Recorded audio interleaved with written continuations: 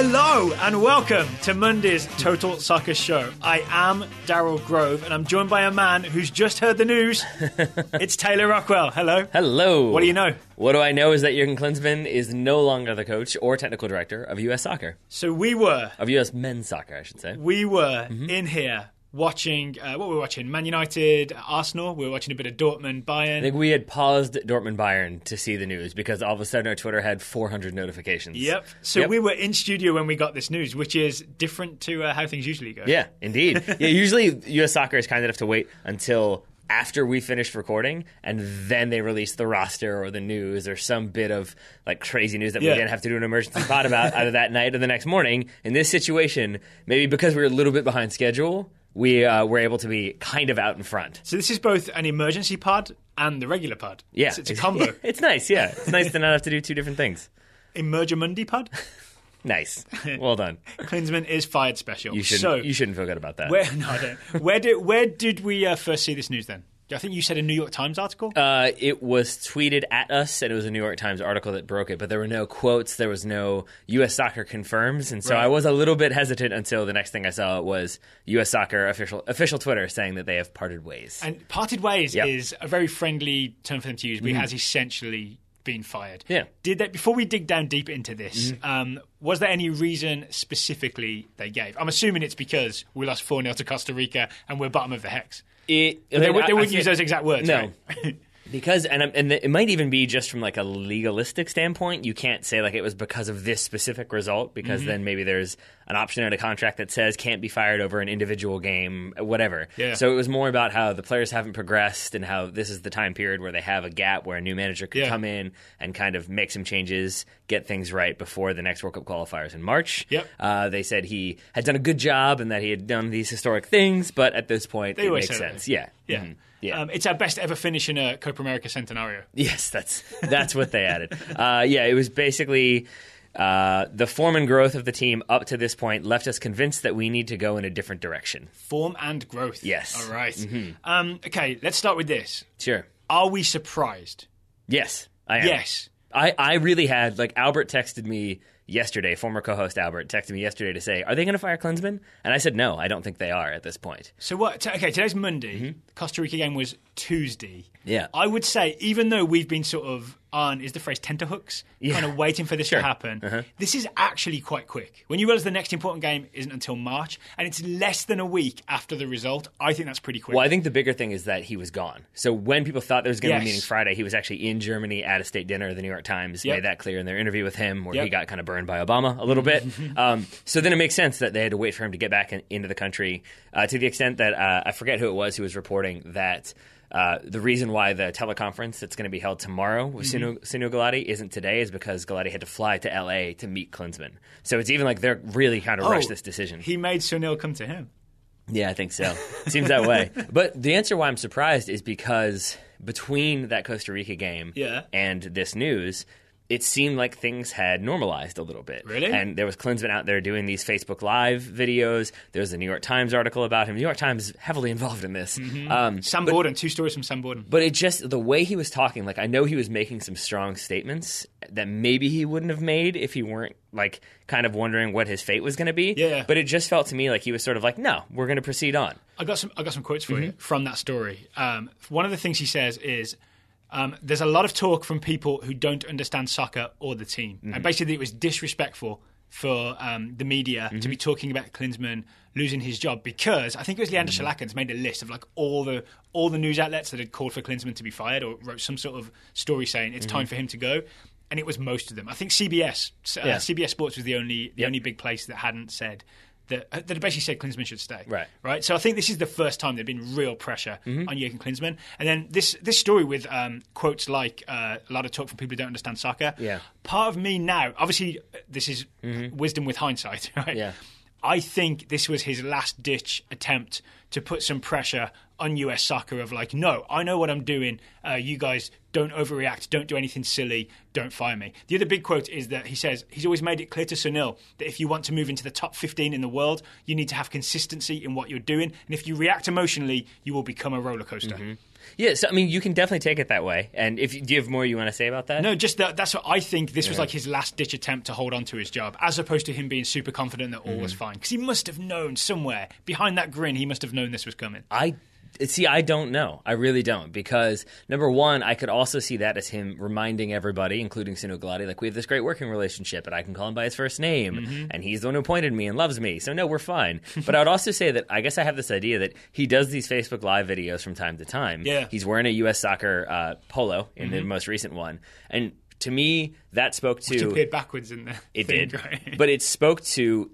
You wouldn't expect, like, so say you and I were together, you're my boss at some office job, and I'm about to be fired the next day, and then I come to you and say, like, hey, I want to do this, like, interview with people who want to know about the company. Like, I'm going to do this Facebook Live video, that you'd be like, yeah, great. So it just seemed to me like I assumed had the authorization from U.S. Soccer to do that. Yeah. And so at that point, when you start saying things that he said in that video about how we're going to progress and how we're going to change things and how we want to develop. Darlington Nagbe has a future with the U.S. national team. And how we're going to build around Christian Pulisic. Is that what he said? Oh, Pulisic every time. Oh. Yeah. In Klinsmann's defense, that is the correct way to pronounce it. Yeah. And especially if you're in Germany, and which is nearish to Croatia, that is the correct way to pronounce Pulisic. It's that Pulisic himself has chosen the Pennsylvania pronunciation. Yeah, I think he's taken the English media route of I'm just going to pronounce it the way I think it should be pronounced and be consistent in that regard. Yeah. Regardless, it seemed like he had the blessing of U.S. Soccer to do this Facebook Live video where he was then saying, it may well be, but that's why I kind of just felt like, wait a minute, he's doing these interviews, he's saying some stuff, it seems like things are going to roll on,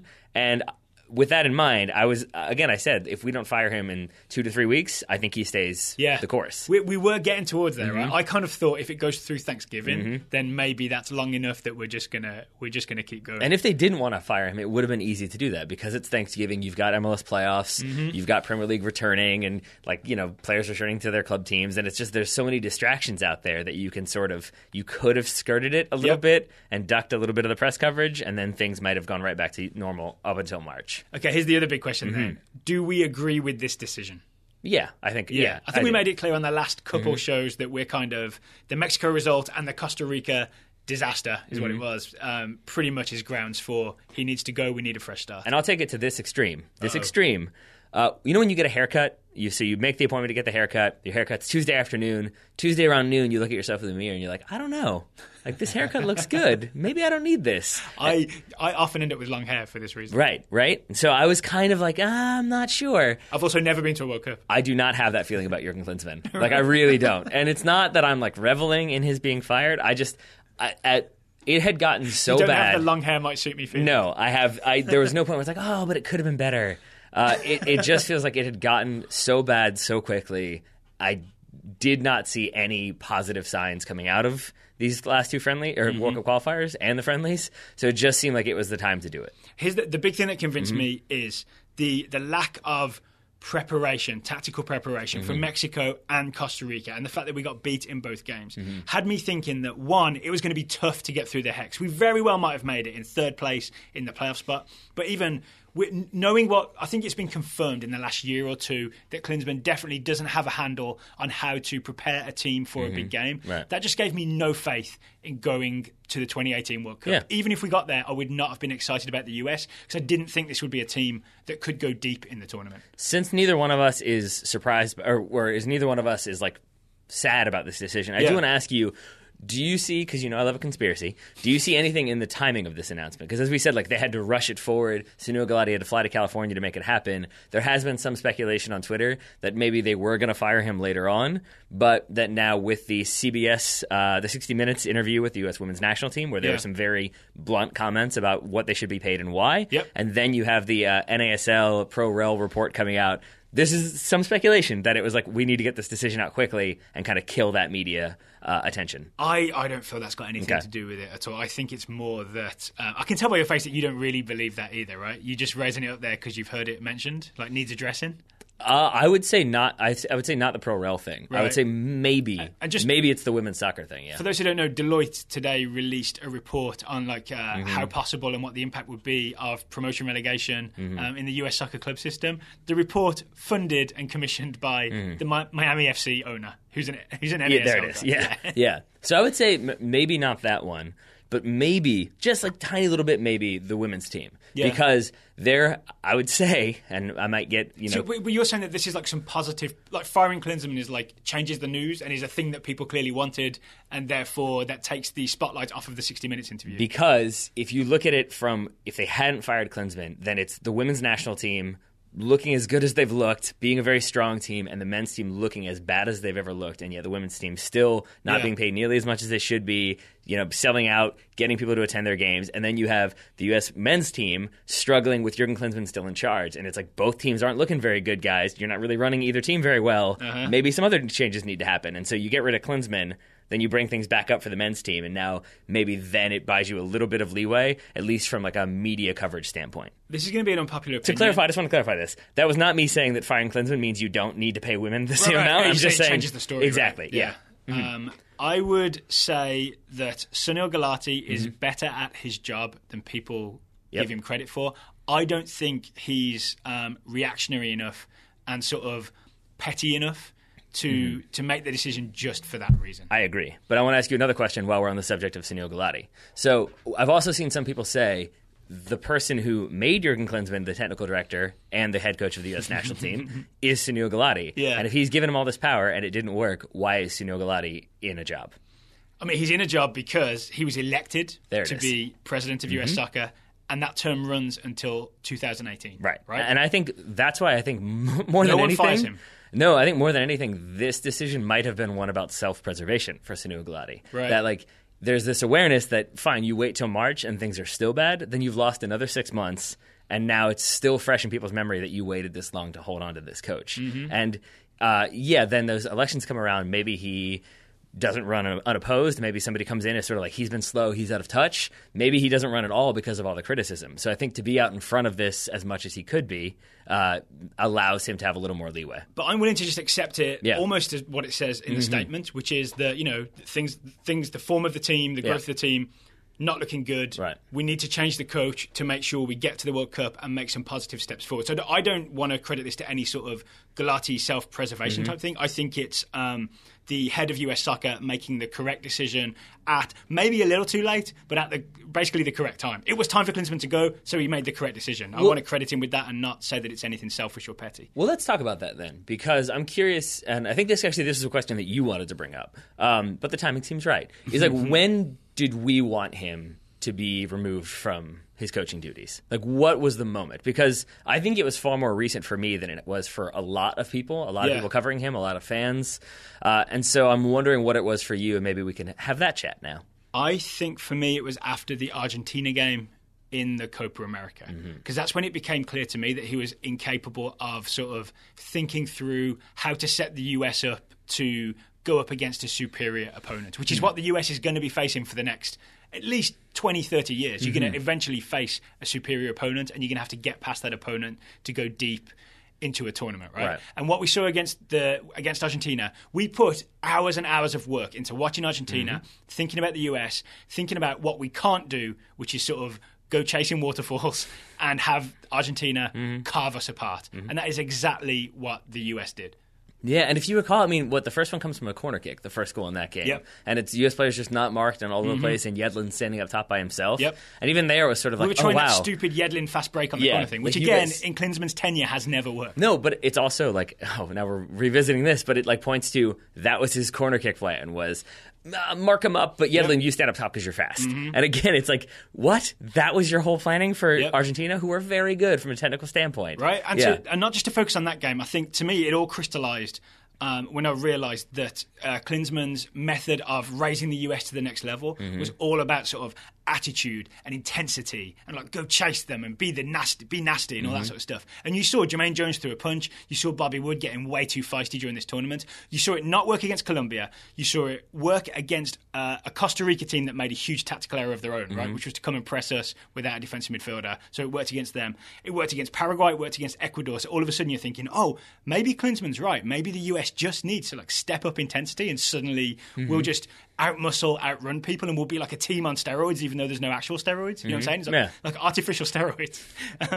But when it turns out, when you come up against a really smart, savvy, in-form opponent with a Leo Messi or a Javier Mascherano, that stuff is never, ever going to work. So I think it's when I realised that there's a definite limit to that, and the limit is getting your ass absolutely handed to you with a smile by Argentina. That's when I thought, this can only take us so far. So someone else can take us further. I don't disagree with anything you said. The only thing I would said is that the idea that someone else could take us farther was even a remote possibility. Because at that point, made it to the semifinals of Copa America Centenario, you're playing with house money if you're Jurgen Klinsmann. Given that they got statistically the toughest group, we talked about this at the time, that there was no way, even if the United States had lost 7-0 to Argentina, that he was going to get fired. And so that because you can always say semi-final. Yeah, and so I guess where I am with it is that maybe just in terms of soccer, I'm a little bit pragmatic. I would say I'm definitely not when it comes to real life. But in this, I've seen the way you arrange your tools on that thing that you built today. It's pretty impressive. Look, I like to know where my screwdrivers are. All right, so I just think it was it was never a possibility in my mind that he would be fired, and therefore it was sort of pointless to discuss it. Like, if you had said, do you think he's doing the right thing? I'd be like, probably not. I agree with that. Yeah. I absolutely agree with that. And that's why I wasn't saying, right, he's got to go after that, because I knew that he would stay because he made the semi-finals. But it was more that, for me, that's when I realised there's a limit to how far Klinsmann can take us, and I think we're already there. Yeah. But for me, I think it's all of the same things, except it was after the Mexico game. And it was because Which one? CONCACAF Cup? That's a bummer. No, it was after this most recent Mexico World in Columbus. In Columbus, the Rafa loss. Marquez. Yes. Yeah. And that was because, number one, it was really the first time. I kind of agree with you about Argentina, but I don't think it resonated with me the way it did for you. That feeling of he is not helping. This is not getting better. He does not have a plan. And that was where it really hit home. And if I can take it really serious for a second, and I hope I don't offend, but again, we've kind of been open about where we were politically on this. It felt a little bit to me like, in the past, there's no chance he's going to be fired, so why not just stick with him? And I think that complacency was kind of how I was in this previous election. And so after that election, I was like, I'm not being complacent anymore. I do not like him. I do not think he should be the coach. I will say that. And not be like, well, we'll wait and see what Klinsmann does and what Galati does. It was, I think those two things combined for me to be like, look, this isn't working. He needs to go. I think for a lot of people, it was for Suno Galati, I think it was Costa Rica. Yeah. And the way that the team obviously was unprepared and then was completely dismantled. Yeah. So maybe some of the reasons, maybe if people are listening for this for the first time, some of the reasons why Klinsmann was not able to take this team any further, make any more progress, I think are about the tactical decisions he makes, right? I'm pretty sure it's because he doesn't have any talent pool. I've heard that. Well, that's the we should talk about that in a second. Sure. But the big thing that came out this week was part of that Facebook Q&A that was then reported. I read it on on Fox Sports. I forgot about this. The formation, he called it a 3-4-1-2. Other people have called it a 3-5-2 that we started with against Mexico. At the time, he called it a 3-4-3. I'm not even going to hammer him for that because I'm a big believer in that. Numbers are just numbers, right? And as long as you've got a rough shape of the team, it doesn't matter if you call it a 3-5-2 or a 3-4-3 or what have you, okay? I would also say that if you're in the post-match press conference when you've just lost at the very end of a game and someone says, so you started in a 3-4-3 and changed it, it seems a little bit nitpicky to be like, actually, it was a 3-4-1-2. But yes, we did lose. It's sort of missing the point a little bit. There's no point quibbling with that, exactly. Right? But a quote came out afterwards that the reason he wanted to do that was to let Christian Pulisic, and the quote I have is, to give Christian Pulisic the freedom to roam and hurt Mexico, similar to what he does at Dortmund. Knives on a chalkboard. Yeah. I mean, so obviously, we've been watching Pulisic a lot at Dortmund. He does not play in the number 10 role. He does not play in the attacking midfield role. He plays on the left wing with specific instructions, sometimes on the right wing with specific instructions. And we're going to talk a little bit later, I believe is still the plan, about Dortmund's 1-0 win over Bayern Munich. At no point in that game ever was there a person whose instruction was do what you want, have fun, play with creative freedom. Mario Götze wore number 10. Mario Götze did sort of play in that central attacking midfield because they did play a 3-5-2. Yep. You notice it wasn't Pulisic playing in the 3-5-2 in the attacking midfield role because that's not what he does. Right. Götze had very specific instructions. He did, and executed those instructions, and that's why they won. It wasn't everybody do stuff and then let Mario Götze have freedom and something will happen.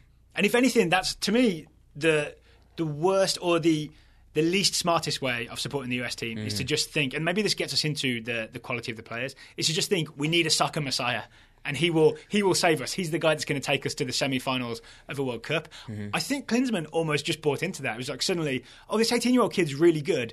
Let's just change everything about the whole team. Change our whole defensive shape. Get people doing jobs that they don't quite understand. Don't give people specific instructions for how to handle Tecatito and Leun and all these dangerous players. And change everything just to give Pulisic some sort of quote-unquote freedom, which actually wasn't helpful for him. It just left Pulisic running around. No, but I think you've just given me like maybe an aha moment, and not just like take on me, but like in a sense of like suddenly things make sense, which is if you're Klinsmann under fire coming into these World Cup qualifiers, you know people aren't huge fans of you, but you can kind of have like little things that you can blame it on elsewhere. And if you came out in the best case scenario, you play that 3-4-1-2. Pulisic comes out and just destroys Mexico. Passes, shreds them, finds open men. United States are up 2-0 at halftime, right? Then I feel like he can go back and be like, look, this whole thing that we've been building, the problem has been that we haven't had this playmaker. And I finally have this playmaker. Now I can do what I wanted to do. And I almost wonder if this was his like attempt to reset and say, like, because I haven't had the talent that I've wanted because of MLS or USL or people playing in the championship and not the Premier League, which he's talked about in the past, that like he was trying to do this intentionally to make it all about Pulisic and all about this is the guy I've been waiting for. And then it backfired so tremendously that he sort of couldn't do that anymore. And again, he didn't take credit. He didn't take the blame. Right? He essentially blamed Jones and Bradley for not providing enough midfield presence. He did after the game. And then he one-on-one battles. And then he did it again in this Facebook Live thing. Yeah, basically he said that it would have worked, but we couldn't get into the 1v1 battles. So he reiterated that point, which again doesn't make sense. We talked about that on other shows. You can't get in 1v1 battles when you're overloaded, right? That's the problem. They weren't set up for 1v1. They were set up to try and cover multiple spaces, including Tecatito and Layun on Mexico's left, and Timmy Chandler's on his own. Someone's got to go over and help him. Yeah, and I want to say that like. To continue with the weird personal analogies, I'm going to go with a breakup analogy this time, where I know that we have all had boyfriends or girlfriends where you sort of reach that point where whatever they say, you're just like, oh, stop talking. Like, this is, like, I can't. It's so frustrating. And that's where I was with him. So that, in this Facebook Live interview, I'm hard to love, I know. But in this Facebook Live interview, somebody said, like, what did you think about the players?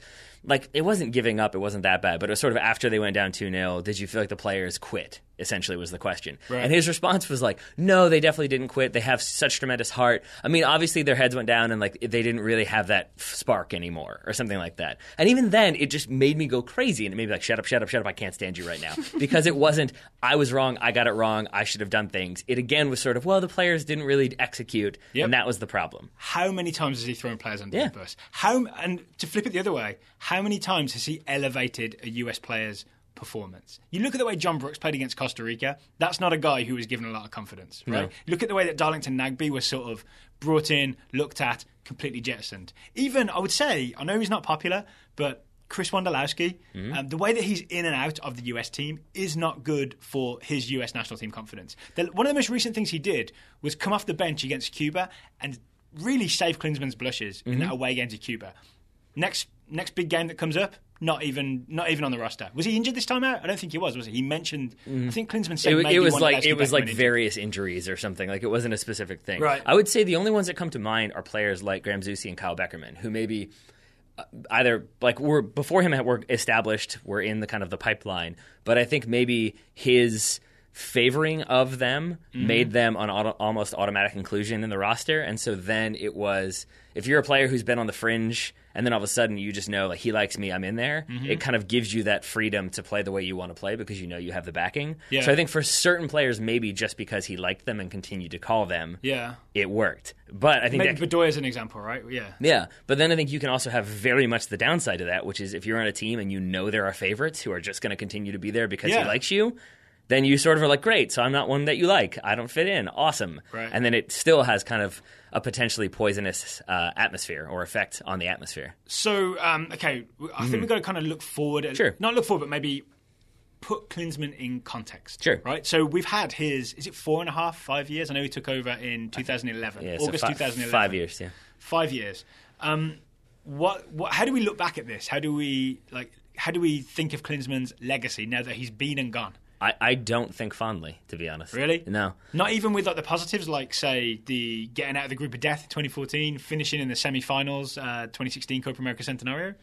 No, I don't think so, because like I think you go back to Bruce Arena, for example, who I'm sure we'll talk about a lot in the coming weeks. 2002, great. 2006, terrible. Yeah. Still looked upon favorably, and I think it's because you look at those 2002 games and there are moments of when the U.S. is playing some of the best soccer it's ever played at the World Cup. And that's because of training and tactics and planning and execution. And John O'Brien and Landon Donovan being very young. And Brian McBride being half man, half machine and diving headers. But it's still like you latch onto those moments where it was like the United States earned the right to be there. And don't get me wrong, it's an amazing achievement to get out of the group of death. But we got out of the group of death because John Brooks had a very late header, and it wasn't like the United States dominated. Lowest possession like ever in a World Cup game against Germany. Portugal game, we conceded, in the first 4 minutes? And it just becomes this oh boy, it's going to be bad from the outset. And you do fight back, and you go into Belgium, and then you're in it because of Timmy Howard. And so it seems like the moments that There's a reason he has the record for saves in the World Cup. It's because Belgium tore us apart. Yeah. But you know what I mean? I don't look... When I think back on 2014, I think of Timmy Howard standing on his head. I think of John Brooks' header. I remember specific individual performances. I don't look at that as this team was prepared, knew how to play together, knew how to execute. And that's what I think you think of with the 2002 team, for example. I think of the 2014 team as being sort of a poorly constructed roster in many ways, because as soon as Josie Altidore got injured, Aaron Johansson wasn't fully fit, and we had to play Clint Dempsey as a lone striker with Michael Bradley underneath him. There's almost like a layer of players missing, so everyone had to step up the field one.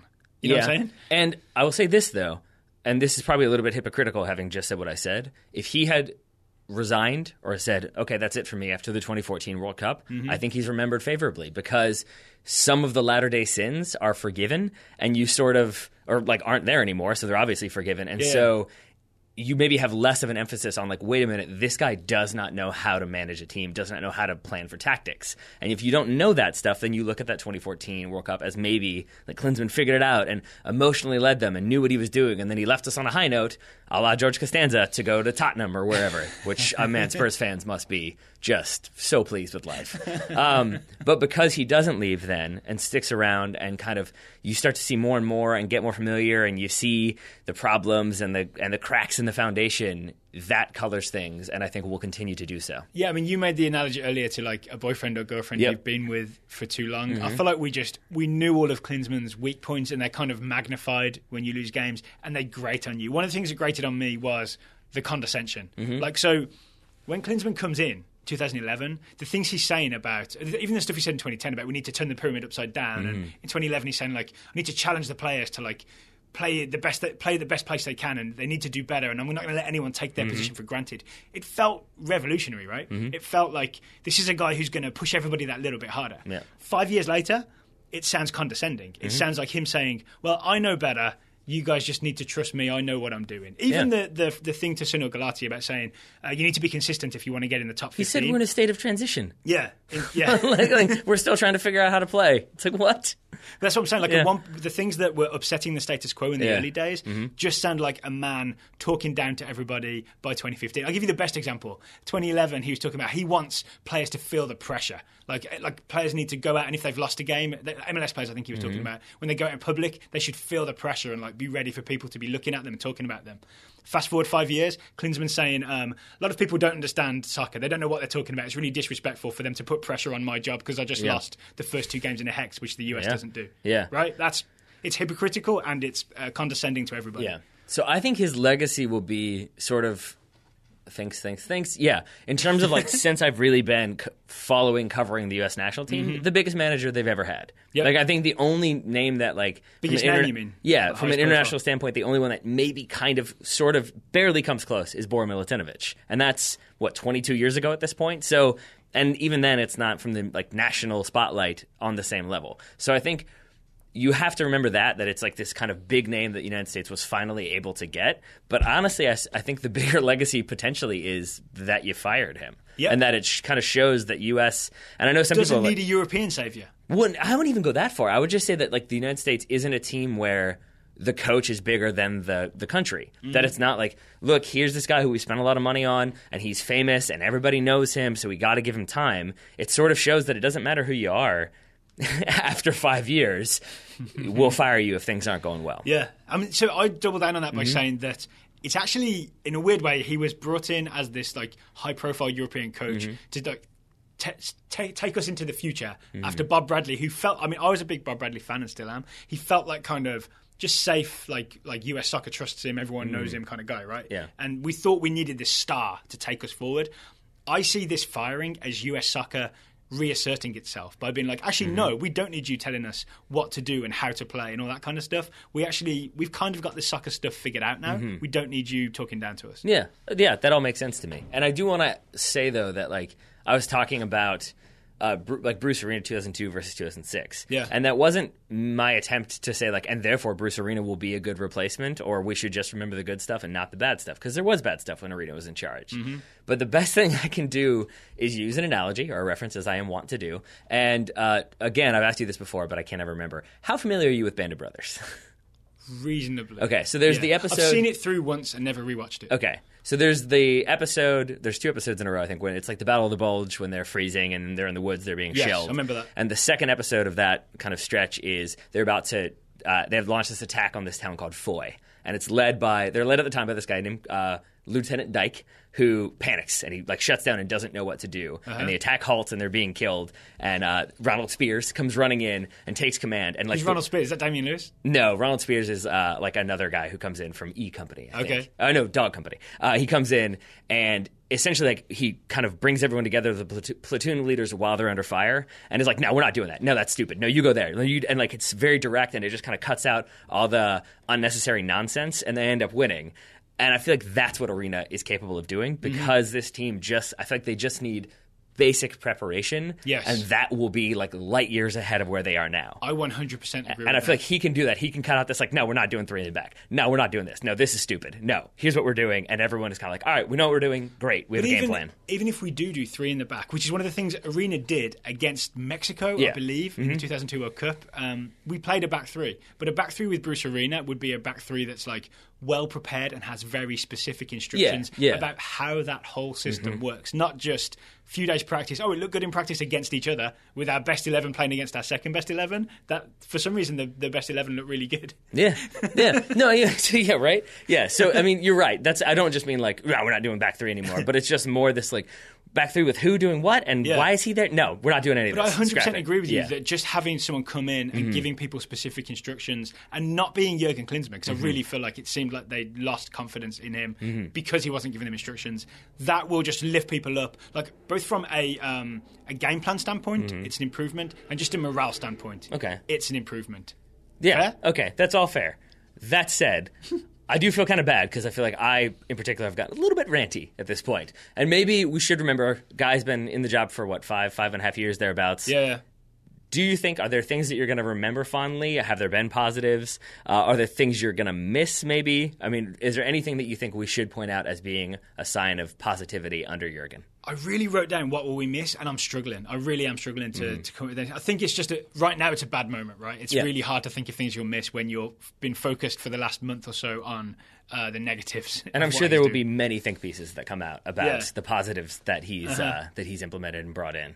Maybe the high profile, maybe just the fact that we had a famous guy in charge that has a certain thing to it. Maybe the connections with Germany. Like that is a thing. Like Klinsmann and Herzog, for example, got Jordan Morris to be able to go and practice with Werder Bremen. Jurgen Klinsmann, for better or worse, is a guy who can pick up the phone and contact a lot of people in Europe and get US soccer players over there. And I'm not sure if maybe we won't know what we've got until it's gone in that case. Do you know what I'm saying?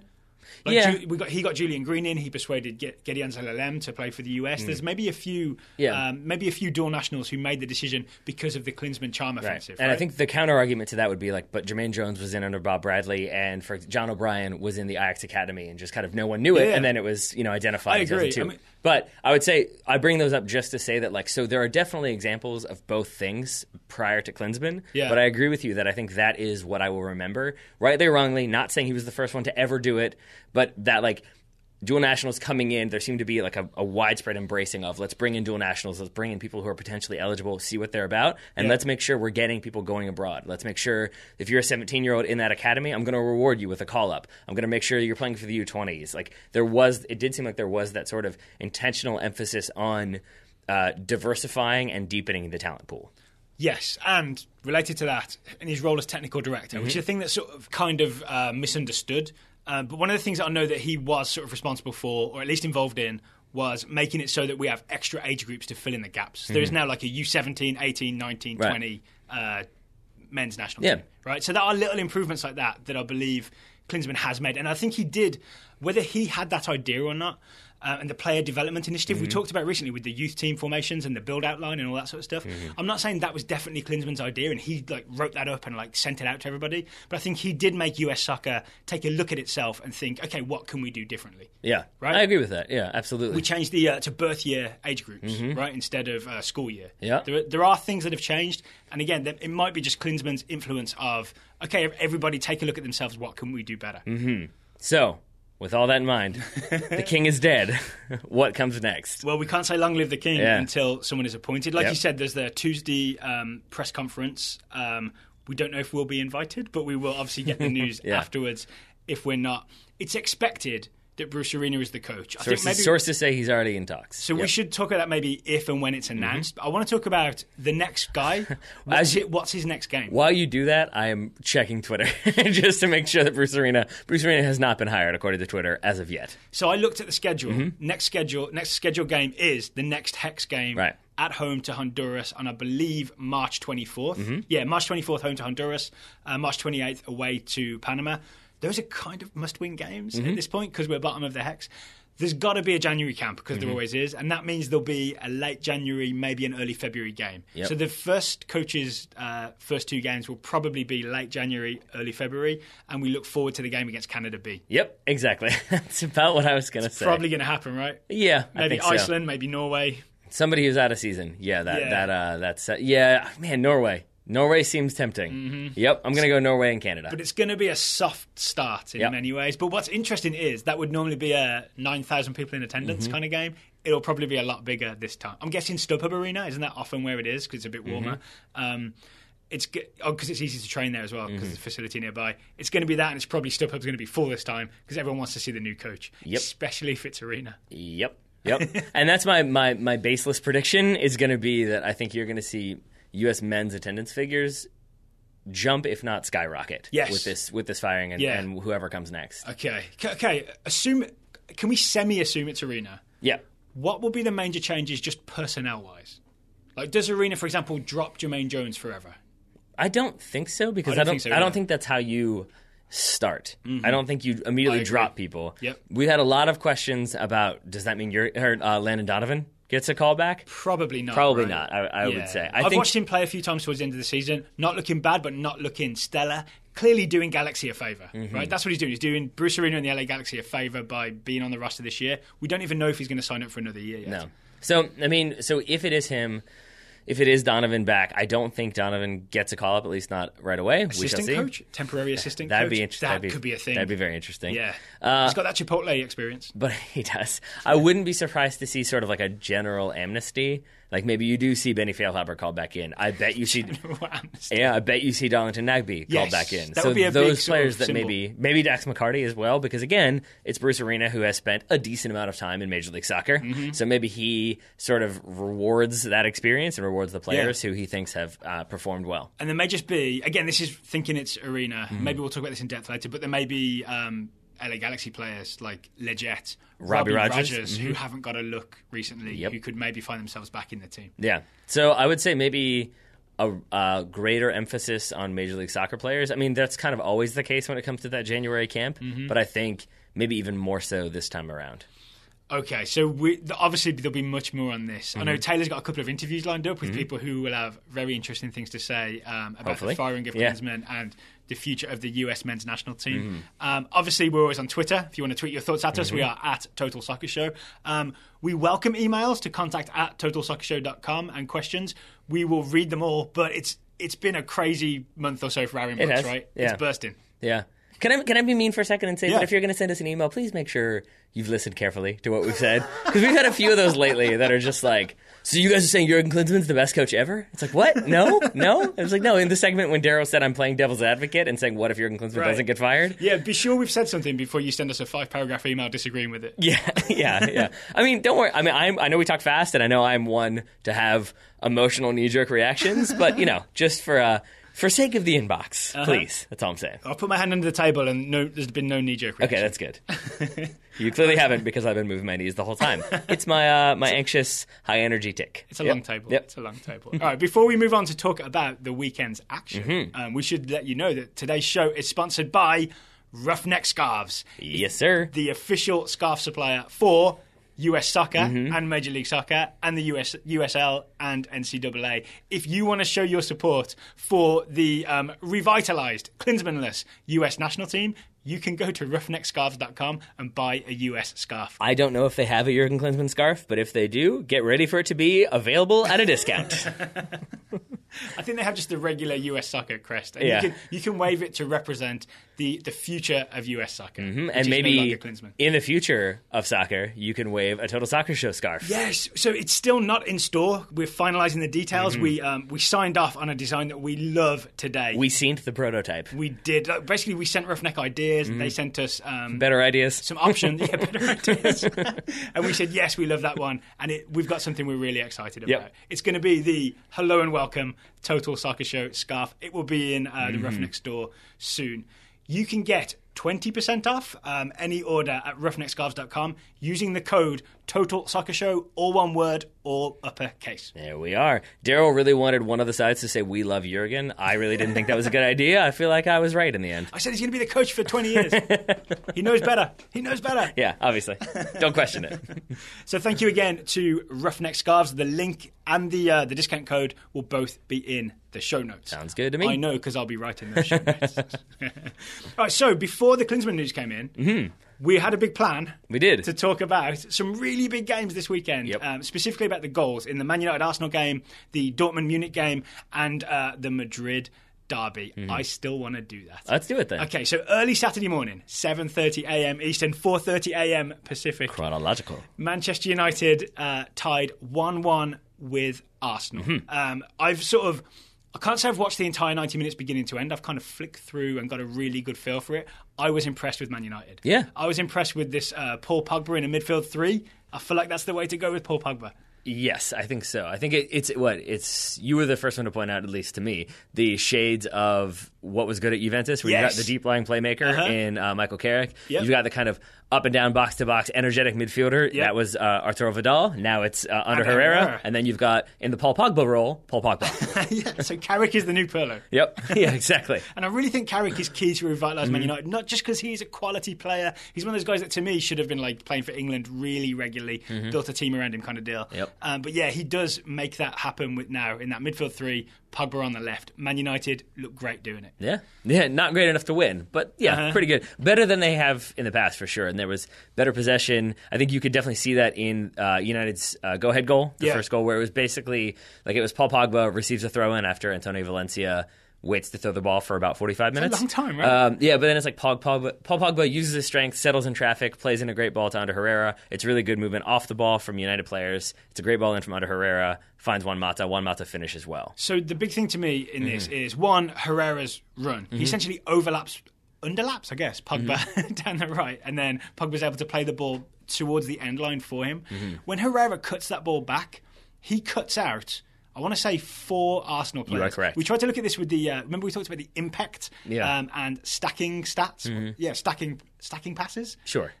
Let's call it stacking. It's stacking, yeah? Okay. It's basically a new German way of looking at the game where you weight each pass by how many opposition players it cuts out of the game. This one pass from Ander Herrera, at least 4 Arsenal players to find Juan Mata. Yeah, he good.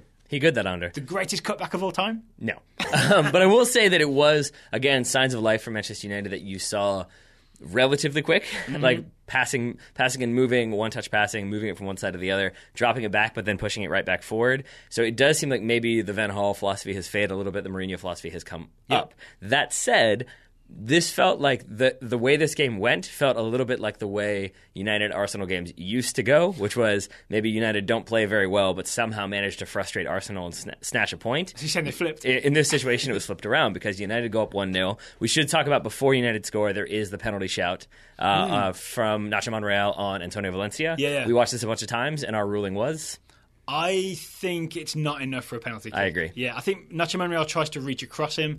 I think it's not enough contact to be a foul. I think Valencia then sort of leaves a foot behind and deliberately goes down when he feels any sort of contact. I think he could have kept and should have kept going. So I don't agree that like he leaves a foot behind. I think he definitely feels contact and probably goes down. I also do think that Nacho Monreal knows exactly what he's doing and knows I think he realizes he's been beaten, he gets megged and has to turn. And I think he's aware of, he's probably going to get by me, but there has been a little bit of contact from Valencia on me. Yep. So I'm going to kind of dive forward and then look really, really angry, and then it will look like maybe I've been fouled too. And that's kind of what happens, and it kind of works in the sense that no penalty is given. All that said, yeah, I don't think there was enough contact. You don't see that kind of telltale, like little clip of the ankle that sends Valencia falling. Exactly. It seems like he's able to plant his foot, then fall over, which to me usually means that maybe he could have kept going. So that was in the first half. United's goal is, 69th minute or so? Thereabouts. I'll have you know Wayne Rooney. 68th minute. Remember we had this conversation because it was like 67-59? It was bang on that, right? Yeah. Juan Mata, left-footed, first-time finish past Petr Cech. Yep. Rooney had just come on the field. He was kind of involved in that. He was running around trying to make space. Kind of worked out.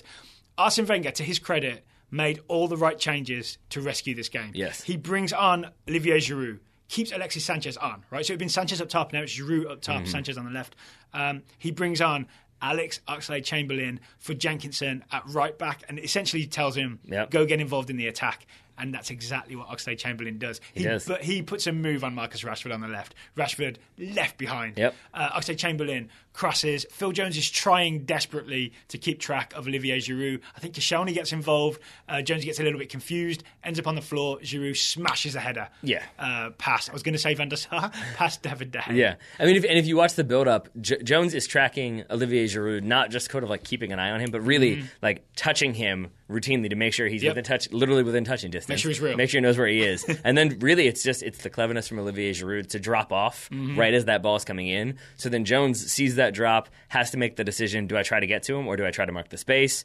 Tries to mark the space, misjudges it, backpedals into Koscielny, which leaves Giroud open to power that header home. So there you go, 1-1. And I will say, as you said, again, I feel like this kind of flips it around because it's really smart substitutions from Arsenal. I would say maybe not the smartest substitutions from Jose Mourinho because, yes, Wayne Rooney comes on, but isn't that involved in the goal. And in Wayne Rooney coming on, it pushes Marcus Rashford out to the left. He takes off Anthony Martial. And then it's Marcus Rashford who's now doing defensive work and gets beat by Oxlade-Chamberlain. I think maybe you saw a glimpse here of why Rashford is not a regular starter for Manchester United or for England.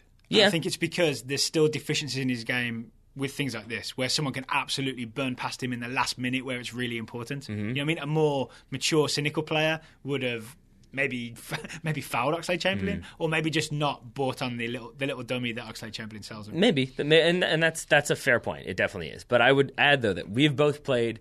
The best example I can come up with is indoor games where we don't have any substitutes. And so when you don't have substitutes, how do you rest your midfielders? You put them up top. So then they can stand around a little bit more. They're not having to run up and back, right?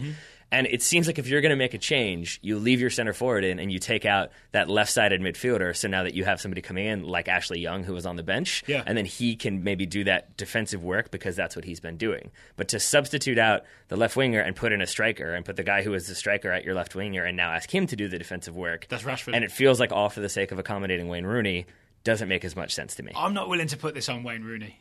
That's not on Wayne Rooney. I'm saying that's on Jose Mourinho, I think, not making the smartest substitutions. Okay, fair enough. No, I mean, it's not Wayne Rooney's fault that he got subbed in a position that didn't help other people. But so you would have just preferred someone more defensively sound on the left wing? Yes, I think so. Yeah, okay, that's fair. All right. Shall we move on to the next game of a very exciting Saturday, which was Borussia Dortmund hosting Bayern Munich. Now, we said in the preview, right, this is kind of an important game for Dortmund, not just because it's Der Klassiker, it's the two big German teams going up against each other.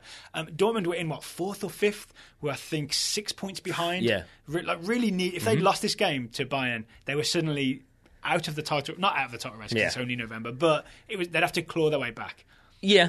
Instead, you have that feeling. I still feel like they were much closer than maybe the table made it seem. Well, they're much closer now because Borussia Dortmund to Bayern at least scored in the 10th minute, won 1-0. Yep. Munich now second behind Rasenballsport Leipzig, but Dortmund very much in with a shout now. Yes, and can we start with the start? Because I want to say, if Pep Guardiola was still in charge of Bayern Munich, we'd be like, this is ruthless tactical planning from Bayern Munich. It may still be from Carlo Ancelotti, but referee blows the whistle. no one on Bayern really moves except for Frank Ribery, who sprints a good 25 to 30 yards into Dortmund's half. Down the left wing. And then Bayern kick the ball off and play it immediately into Ribery's feet. And then David Alaba overlaps. Yeah. So it feels like an intentional thing. And especially so because the referee is facing, like Ribery is standing behind the referee who's looking at the kickoff. So he can kind of make that run, and if the referee turns around, he'll probably just think like, oh, wow, he's really fast, rather than, wait a minute, that can't possibly be where he was. But here's the thing. That attack did not come to anything because Dortmund went out to be defensively sound, right? Yeah. Have you got notes about what Dortmund did? Because I was kind of impressed with it. So they had the back three. Yes. I guess you would. Which hasn't always worked this year. No, I guess you would say they were in a 3-5-2. You could kind of write it as a 3-1-4-2 almost, but I think 3-5-2 is better. I'd call it a 5-3-2 at many points. Except that what you had was your kind of wing backs in that formation continuously coming inside, and it felt like it was an intentional effort to clog the middle, give Bayern possession outside, but as soon as it goes outside, you then do that sideways press, that swarm. You lock off like options and passing lanes, and you eventually get the ball back. And that's what they kept doing with supreme efficiency and success. We should note at this point, Christian Pulisic did not start. He did not. Normally he would start on the wing, but I think because Thomas Tuchel went wing backs, it was Schmelzer on the left and Piszczek on the right. Yes.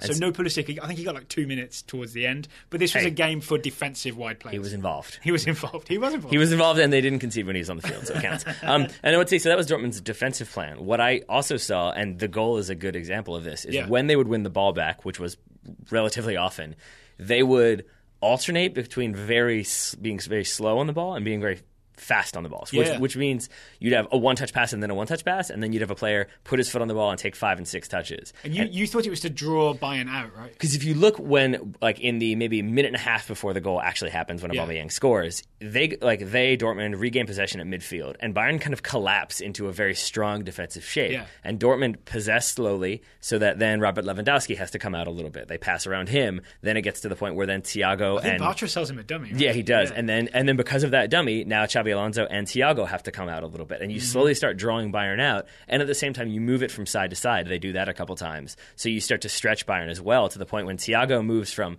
being far on the left to being right, to being on the right, to being central, to being back on the right, so that by the time Dortmund have gotten their possession the way they want it, it's basically Mario Götze has made this run, and Thiago is like, oh no, that's my guy. And now he has to close 20 yards and then close another 20 yards because Götze's at that sprint. Yeah, so Götze is in the central number 10 kind of role. Right. But it looks like his job is to peel left and right and like find some space. That's exactly what he does, right? Eventually he gets down the right. I think Piszczek takes he goes Ginter, then a quick out to Piszczek, quick one-touch pass down the wing. Then Götze manages to get a cross in. And how does he get that cross in? Don't forget. How does he get that cross in? Who does he meg? I don't know. He megs Mats Hummels, remember? No, this is not for the goal. This is like 10 seconds before the goal. Okay. Götze gets a cross in. You're right. I think Boateng gets ahead. He does. And there's a bit of a scramble. It's a Boateng back heel. And I bet when you see most highlights of this, it'll start with the Aubameyang back heel. It'll start with the Aubameyang back heel. But there is this whole beautiful possession soccer beforehand that opens it up. Yes. Right? Yeah. Then we get the Mario Götze nutmeg on Mats Hummels into the path of Aubameyang, who does that really good, knows exactly where he is in relation to the goal, which I think is one of his the strongest aspects of his game, because he does that immediately, opens up his hips and just lets it come off of his foot and just sort of go sideways into the side netting. It's a really good finish that looks a little bit clunky, but if you watch it again, you'll see it's a very intentional, very clever finish. He knows what's up, right? And then Dortmund's defensive plan essentially holds out for the rest of the game. 1-0 Borussia Dortmund. All right, and we couldn't not mention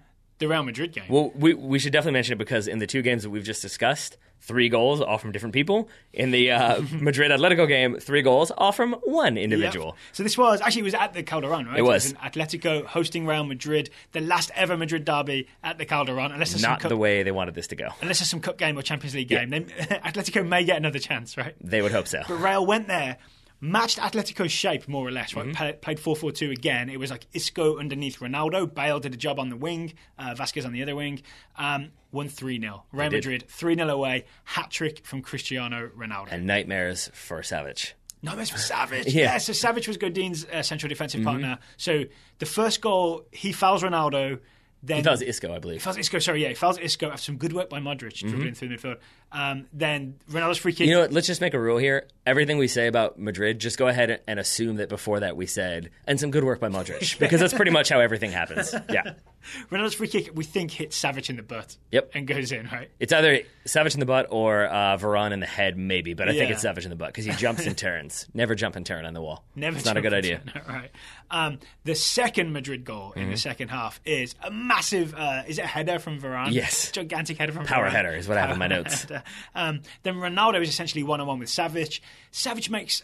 They're one-on-one in the sense that it's a power header that Ronaldo and Savic are chasing. And so Savic is kind of foot race, right? First to the ball-ish, but because he knows he doesn't have time because he's got the pressure from Ronaldo, he tries to do like an overhead clearance and whiffs. Is that what it was? Yeah. I thought he was just lunging to try and get anything. I think he was like doing the slide lunge to try to kick it straight up in the air, basically, but whiffs and instead manages to hit Ronaldo with his trailing leg, and thus penalty for Madrid. A very absolutely justified penalty, right? Nailed on, especially because the referee had exerted a decent amount of pace and was like maybe 10 yards away when that happened, so he's got a clear visual of the contact. You can't just flower your legs in Ronaldo's path, right? No. It's going to be a penalty. Not going to work out that well so for you. Ronaldo dispatches that. And then, last but by no means least, some good work from Modric. A header, a header into Isco. Isco flicks it over the top for Gareth Bale, who does a really smart thing, which is it's another one that looks kind of awkward because he heads it onto himself, but it like kind of pops out and off to the left. Yeah. But if you watch his chest. He flicks it with it. It's definitely. I'm like 90% sure. Can we it's with split his the head. difference and say shoulder? Either way, he basically does a really smart job of not hitting it straight on because I think he would have had to slow up and adjust his run and could have been overtaken. He heads it straight but to the left, which away buys him from time. Godin. Exactly. He can then step in front of Godin, get his pace back up, take that touch, and then play a perfect ball in, bends it around two different Atletico players into the path of Cristiano Ronaldo, who taps home. So with an impact passing, it'd be a +2. Yep. So there you go. That's Madrid's 3-0, Real Madrid's 3-0 away win. You have to clarify there. Yeah. The Madrid derby. Yep. Well done to them. Well done to them, and well done to everyone who sent us scouting reports. Yes. So we have 4 TSS Scouting Network reports to read you. 4 from 5 scouts. 4 from 5 scouts to close today's show. Let's start with the future of US soccer. Sure. Right? The other Christian Pulisic is what I'm going to say, right? We're all excited about Pulisic. Will Pulisic? Actually, I think we have got him being scouted. We do. We definitely do. Mm-hmm. We've also got Cameron Carter-Vickers, 18 at Spurs. Right, we're keeping an eye on that. The other guy that hasn't been talked about as much, Josh Perez. Mm-hmm. Josh Perez, 18-year-old, really talented American attacking midfielder / winger at Fiorentina. Big news this week for Josh Perez. All right, take us through it.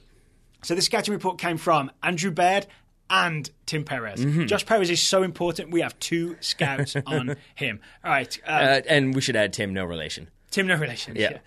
So both scouts emailed us to say that as a result of his performances with Fiorentina's Primavera squad this season, Josh Perez made the bench for Fiorentina's Serie A match against Empoli, which they won 4-0.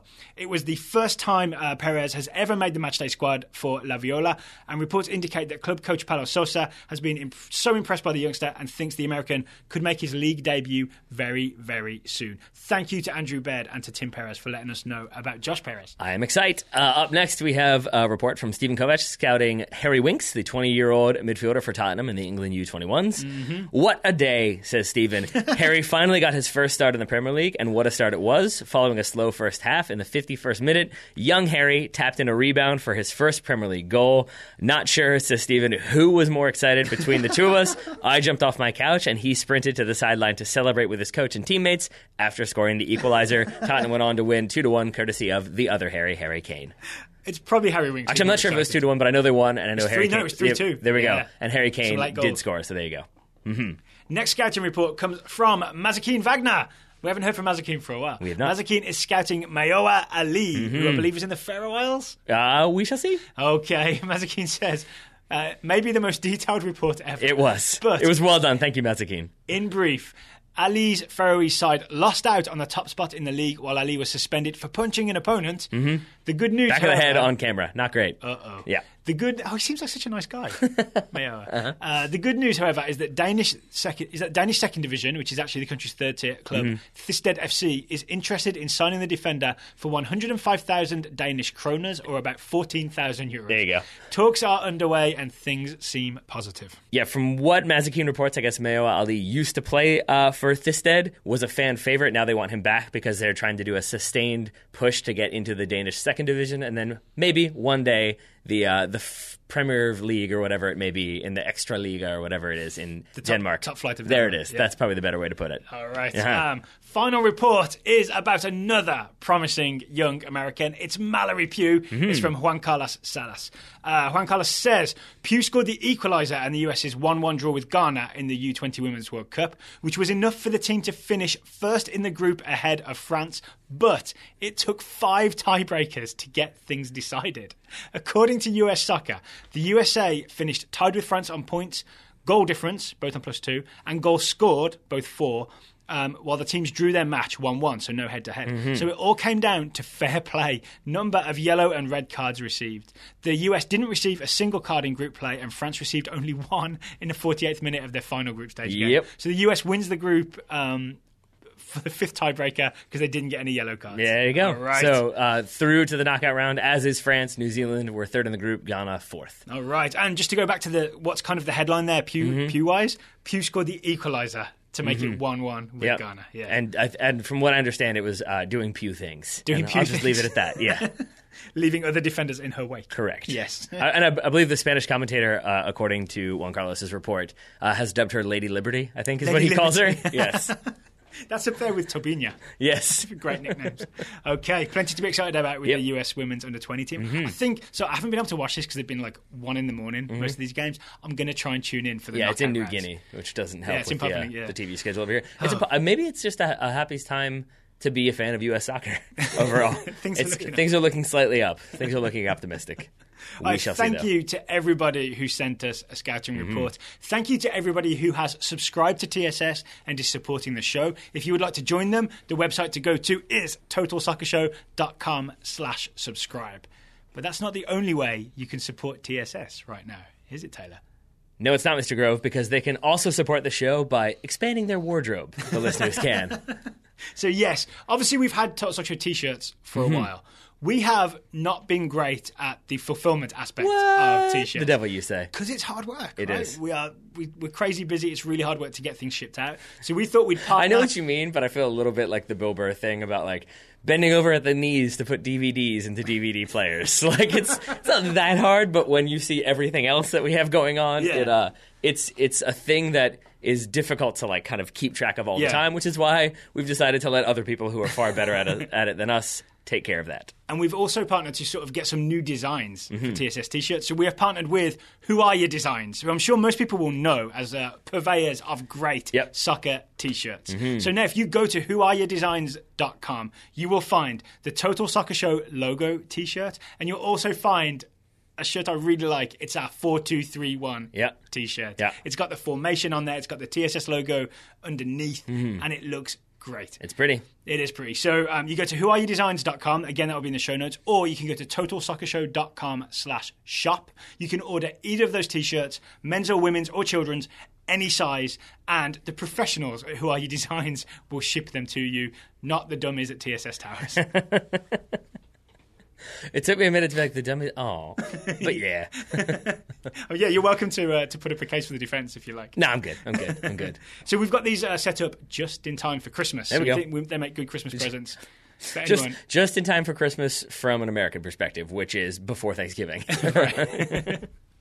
All right, so thank you to Who Are Your Designs for partnering with us on those T-shirts. Yep. All right, Taylor, thank you for taking the time to talk to me today. Right back at you, buddy. And as we look forward to a new and glorious future, I want to say thank you to all of our listeners today for sticking with us. And Taylor will be back with you in the next 24 hours or so with some fine interviews about US soccer and Major League Soccer. Until then, ladies and gentlemen.